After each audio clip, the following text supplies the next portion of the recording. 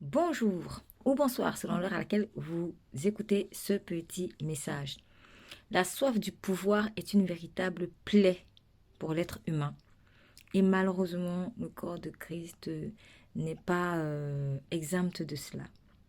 De telle sorte que on voit beaucoup d'enfants de Dieu qui empêchent aux autres d'évoluer sous prétexte que soit ils ont connu Christ avant cette personne qui est nouvelle, soit ils étaient sur le terrain ou dans le ministère ou peu importe, ou dans l'église, avant telle personne nouvelle qui vient d'arriver.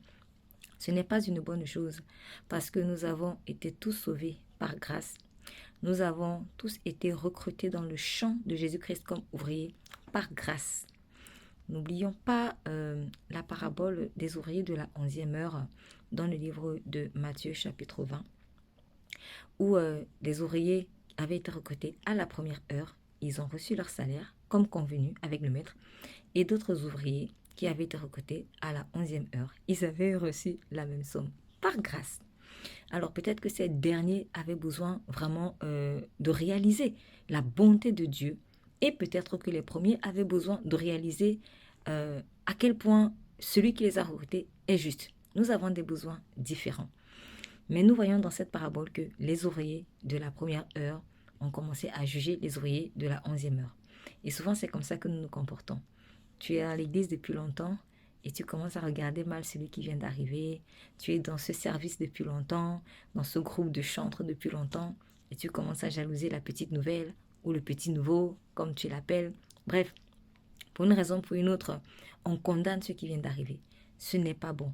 Et parfois même, même en tant qu'enseignant, apôtre, prophète, diacre, pasteur, il y a aussi ces rivalités-là.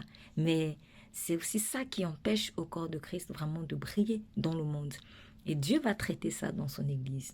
Donc, personne n'est à l'abri de ça. C'est une maladie que nous avons héritée en fait d'Adam et Ève. Mais quand on a reçu l'Esprit de Dieu, il faut se disposer en fait à être libéré de ça. Et une fois que nous sommes libérés de ça, franchement, nous sommes libres. D'ailleurs, n'oublions pas que le Seigneur Jésus a dit, certains des premiers seront les derniers et certains des derniers seront les premiers. Mais si tu es attaché à Jésus-Christ, tu seras la tête et non la queue. Et si tu veux être le premier, sois le serviteur de tes frères. Donc, il nous a donné un moyen pour pouvoir être le premier, c'est de servir ses frères, c'est d'être humble. Donc, utilisons plutôt cette voie-là au lieu de vouloir dominer sur les autres, parce que la domination de l'homme sur l'homme, ça ne rentre pas dans l'ADN de Dieu. Or, tu es un enfant de Dieu. Sois béni.